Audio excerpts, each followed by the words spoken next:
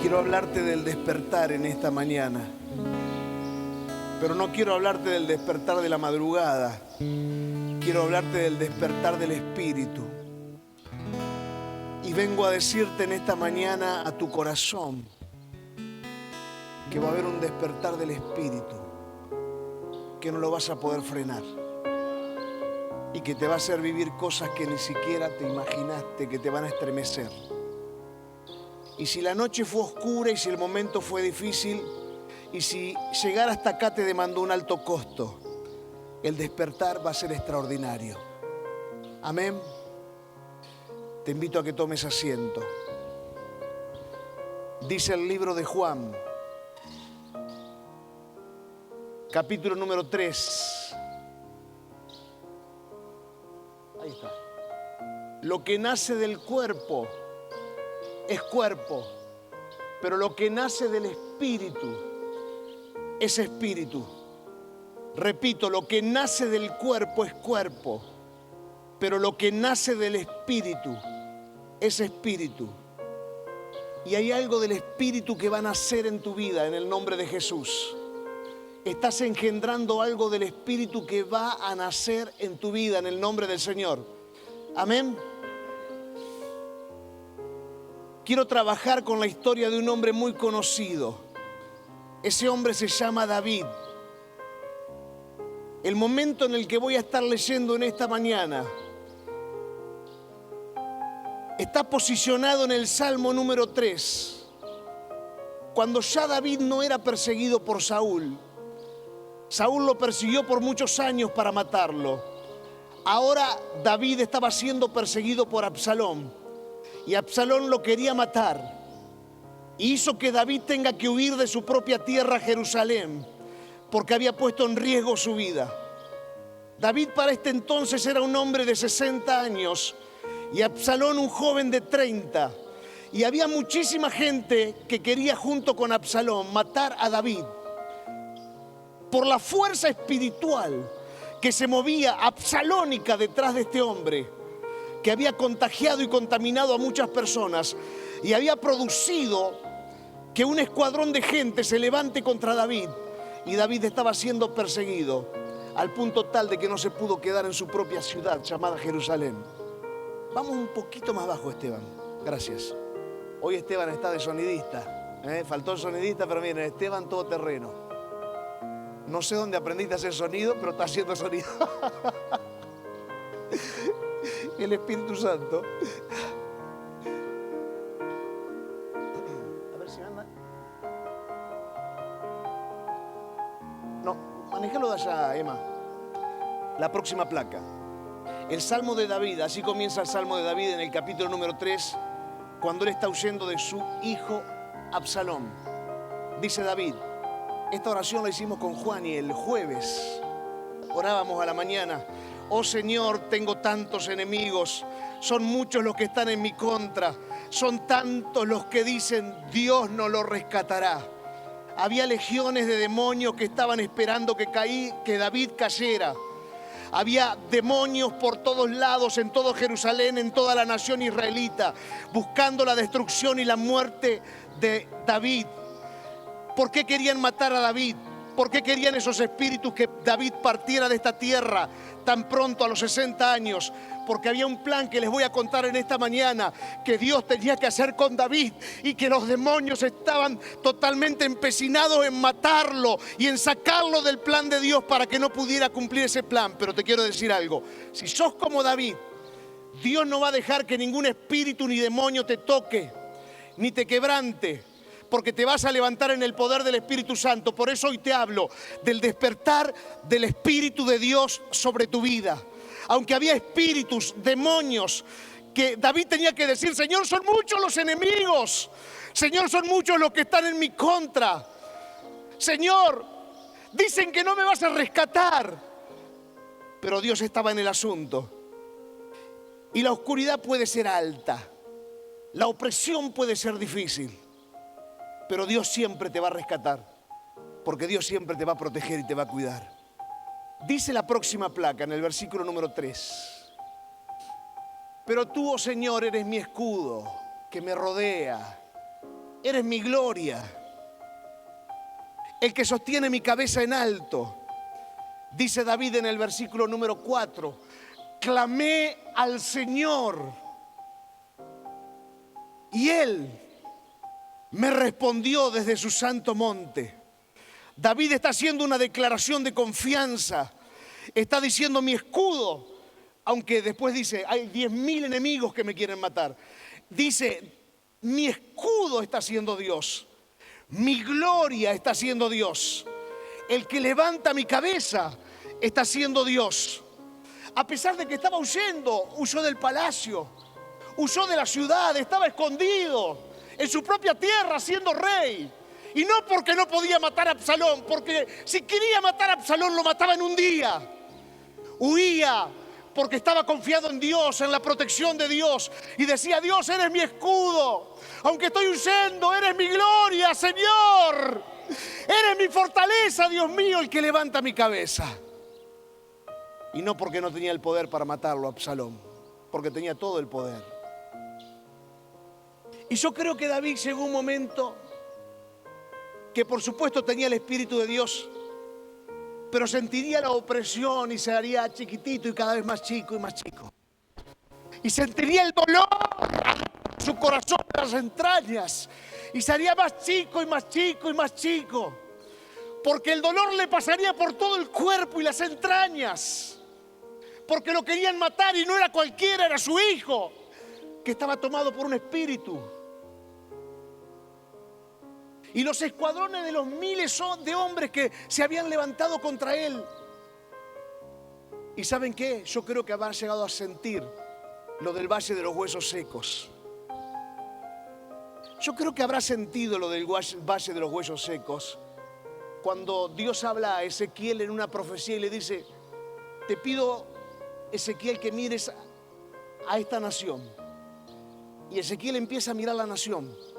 Y la nación estaba tan complicada, tan jodida, que parecía un valle de huesos secos. Y lo quiero leer en el libro de Ezequiel, capítulo 37. El Señor puso su mano sobre mí, dice el profeta Ezequiel, y fui llevado por el Espíritu del Señor hasta un valle que estaba lleno de huesos. Imagínense a David huyendo por todos lados. ¿Qué le quedaba? David no sabía, aunque declaraba y profetizaba, no sabía lo que era el destino. Ya tenía 60 años, imagínense un hombre de 60 años huyendo. Fue un hombre muy luchado, muy guerreado. Tuvo muchas batallas ese hombre, pero hoy les voy a contar qué pasa después de este tiempo. ¿Qué fue lo que hizo en los próximos 20 años que le quedó de vida?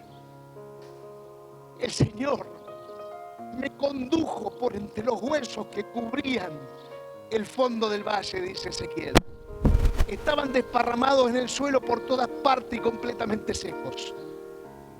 Luego me preguntó, hijo de hombre, ¿podrán estos huesos volver a convertirse en personas vivas?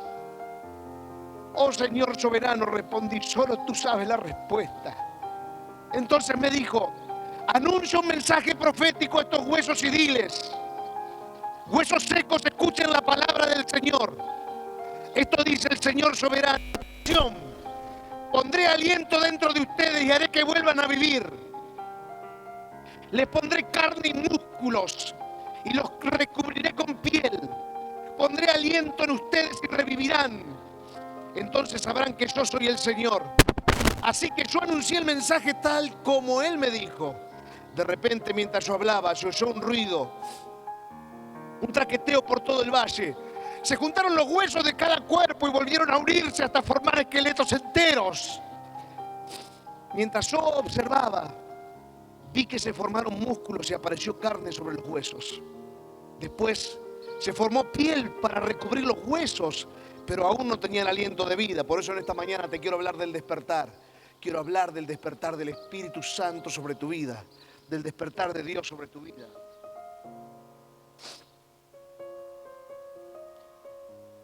Luego me dijo, hijo de hombre, anuncia un mensaje profético a los vientos.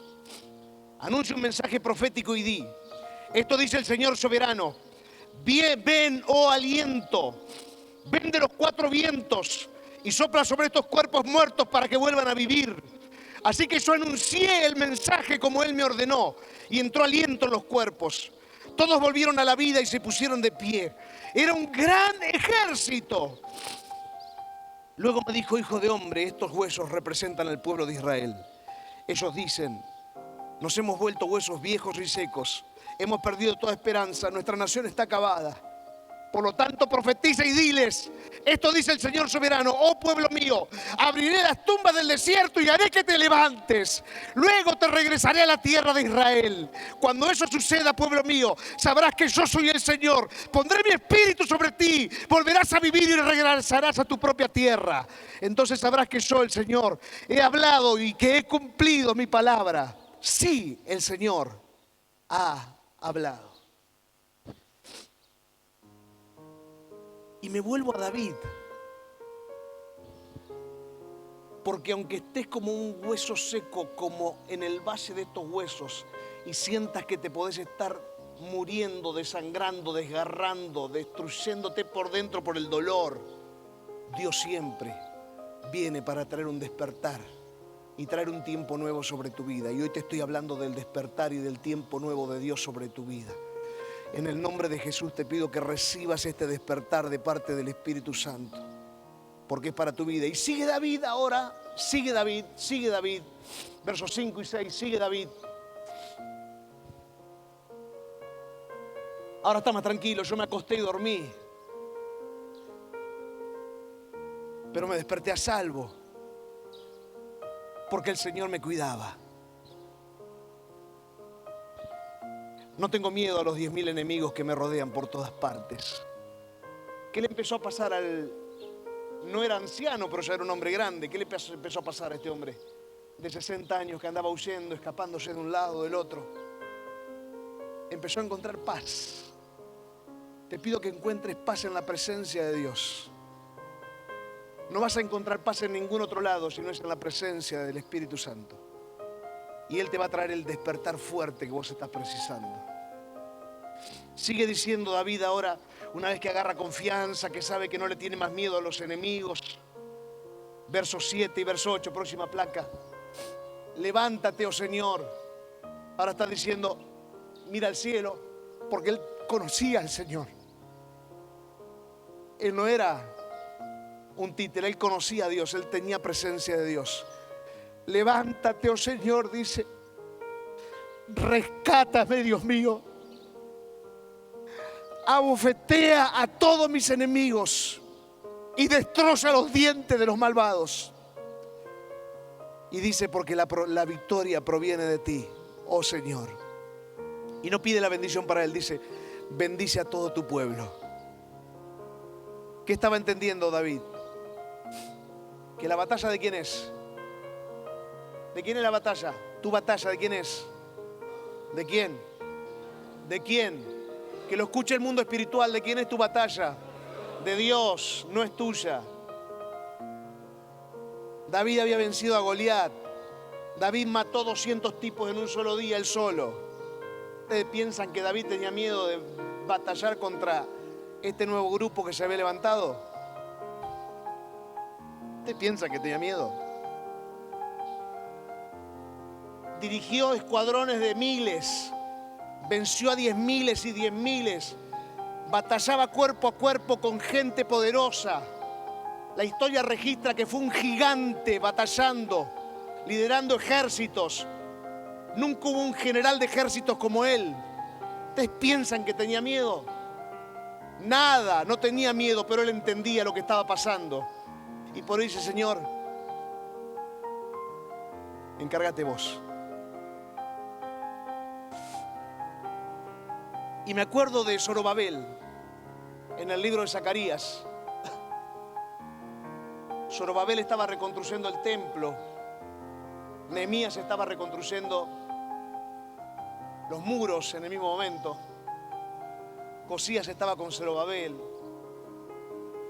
Y Dios manda una palabra para Zorobabel a través de Zacarías.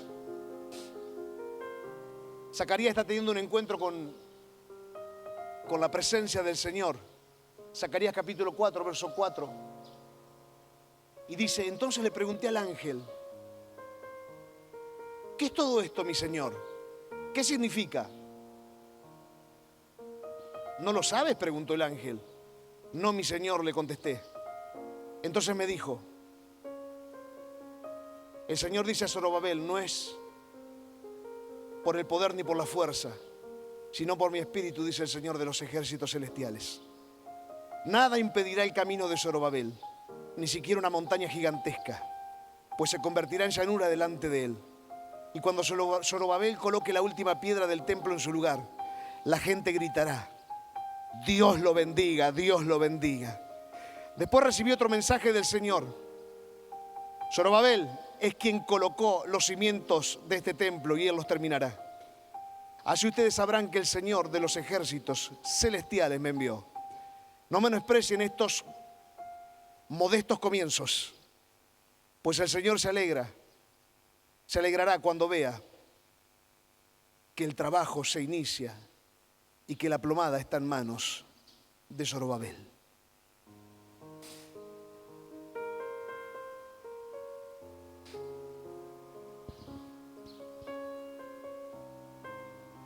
¿Por qué me fui ahora a la historia de Zorobabel? Me voy a otro lado.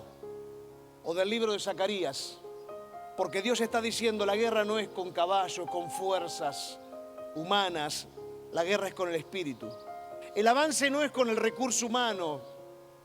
Dios usa los recursos humanos, pero el avance es con el espíritu. Me voy al libro de Zacarías para hablar de Zorobabel. Un hombre que estaba instalando nuevamente la restauración del templo, de la verdadera adoración que tendría que tener Israel.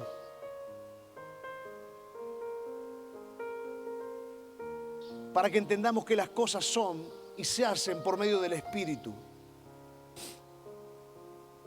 El ángel, cuando se presenta a Zacarías, que Zacarías quedó rendido, el ángel le está diciendo, lo que va a producir el milagro en lo que está haciendo Zorobabel es el ruaj de Jehová. ¿Qué es el ruaj de Jehová? Es el aliento de Dios, es el ruaj que usó cuando obró en la creación. En la creación Dios impartió el ruaj del cielo, el aliento, el poder del Espíritu. El ángel estaba diciendo, es el ruaj que abrió el mar rojo y es el ruaj que cerró el mar rojo, el poder de Dios el que va a hacer la obra. Y cuando le habla el ángel le dice, es el ruaj que convirtió los huesos secos en cuerpos con espíritu y vida.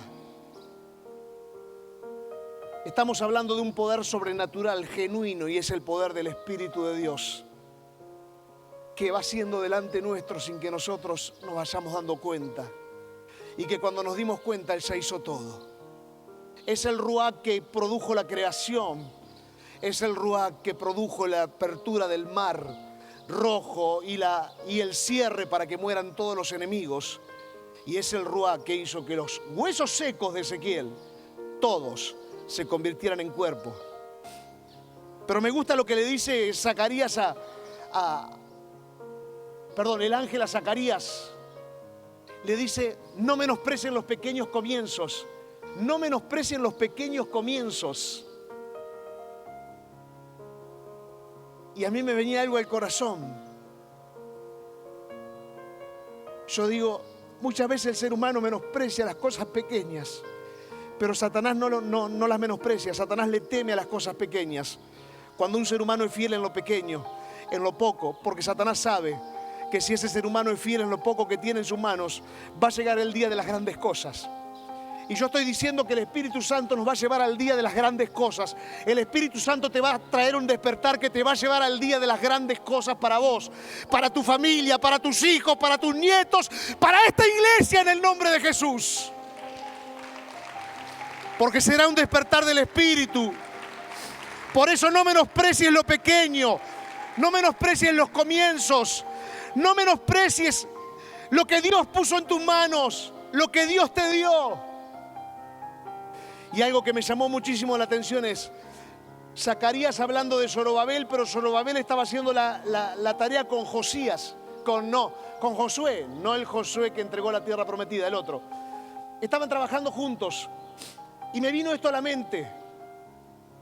Los dos ungidos para la restauración del templo. Los dos ungidos tenían una unción especial para trabajar juntos. Tenían una unción especial para hacer la obra de Dios. Miren que no me fui de la historia de David, estoy hablando de estos hombres para que volvamos nuevamente potenciados a la historia de David. Estoy hablando de Ezequiel y de los huesos secos porque yo creo que David se habrá sentido así, que se estaba muriendo cuando lo perseguía su hijo y lo quería matar y se tuvo que ir de su casa, de su ciudad, de todo. Y estoy hablando de Zacarías con Zorobabel para que cuando volvamos ahora a hablar de David, entendamos que David lo que hacía era moverse en el poder del Espíritu, no se movía en el poder de la carne, se movía en la manifestación de la unción de Dios y no en otra cosa. Entonces a mí me vino a la mente viendo a Josué, a Zorobabel. Yo digo cómo Dios produce unciones especiales cuando junta a dos personas. Moisés y Aarón, una unción especial. Josué y Caleb, una unción especial. Elías y Eliseo, una unción especial. Pedro y Juan, otra unción especial. Pablo y Bernabé, otra unción especial. Calvino y Lutero, viniendo a nuestras épocas, una unción especial. Moody y Sankey, una unción especial. Billy Graham hace poquito y Barrock, una unción especial.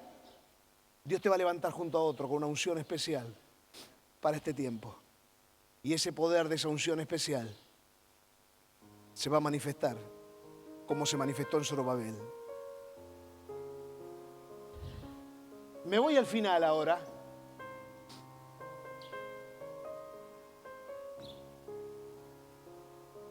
$60 años tenía David cuando terminó la prueba. 60 no son 2 días. 60 es casi el final de la vida, porque quedan 20 más, 15, 10, según lo que diga Dios. En los mejores casos, un poquito más. El diablo quería destruir a David porque sabía que había algo en David, que si continuaba se iba a forjar una carretera poderosa espiritual para las generaciones que seguían. Después de superar la persecución de Absalón, David logró la consolidación del reino como nunca antes se había consolidado en todo Israel. Se hace una expansión de nuevos territorios como nunca. Conquistó lo inconquistable. De los 60 a los 80. Porque lo hizo el Espíritu. En sus guerras, con éxito, David logró hacer de Israel un estado independiente y haciendo que sea respetado por todas las naciones vecinas. Eso no lo logró Salomón, eso lo logró David. Porque lo hacía bajo el despertar del Espíritu que vino sobre su vida. Cuando lo perseguían y lo querían matar y tuvo que huir de su casa y del palacio y de la ciudad, pensaron que David ya estaba muerto. David no estaba muerto. David estaba escondido en las manos de Dios, en el corazón de Dios. Y no era David el que hacía las cosas, era el Espíritu de Dios. Nunca se respetó tanto a la nación de Israel como en la época de David. Los vecinos tenían terror del poder de Dios que había en David. Instaló fuertemente el arca de la presencia de Dios en Jerusalén. A Saúl no le interesaba la presencia de Dios. Pero vino este pibito, que ahora tenía 60, instaló la presencia de Dios en Jerusalén. La marca fuerte que después se manifestó con la gloria Shekinah en el templo que construyó Salomón, la instaló David. La presencia de Dios la instaló David en la nación de Israel. Hizo la organización del sistema judicial y administrativo de la nación. Lo hizo David. A él se le debe la organización completa del ejército. Ejércitos de cientos y cientos y cientos de miles. 1.300.000 personas listas para el ejército. Él lo logró por el poder del Espíritu. Y estaba muerto a los 60. Y lo más importante de todo, dejó la preparación de todo lo necesario para la construcción del templo de Jerusalén. Su hijo no era el que puso todo, el que puso todo fue él. Dejó todo lo necesario para la construcción del templo en Jerusalén, donde pasó lo más precioso que tiene toda esta placa. se empezó a manifestar la gloria Shekinah en Jerusalén, en toda la nación de Israel. Cuando viene el despertar de Dios, en un año, en un día, en un mes, en 10 años o en 20, como le pasó a él, vas a hacer todo lo que no hiciste, tal vez en 60 años. Y hoy vengo a declararte y a profetizarte en el nombre de Jesús, que lo que no hiciste en 60 años lo haces en los próximos años que te quedan de vida, que lo que no hiciste en 40 lo haces en los próximos que te quedan de vida, lo que no hiciste en 30 lo haces en los próximos que te quedan de vida, porque viene un despertar del Espíritu de Dios como nunca te imaginaste. En el nombre de Jesús, yo declaro en esta mañana ese despertar del Espíritu Santo de Dios y el fuego de la presencia del Espíritu en tu corazón. Quiero cerrar diciéndoles esto. Además de todo lo que esta placa dice que hizo David en los próximos 20 años, escribió tanta cantidad de salmos de ahí para adelante que los salmos se convirtieron en la parte o una de las partes más importantes de la tradición y de la religión judía. Lo literario pasaba por ahí y lo religioso pasaba por los salmos que escribió David.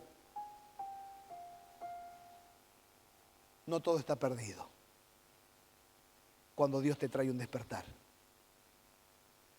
No todo se terminó cuando Dios te trae un despertar. Todo está comenzando. Amén.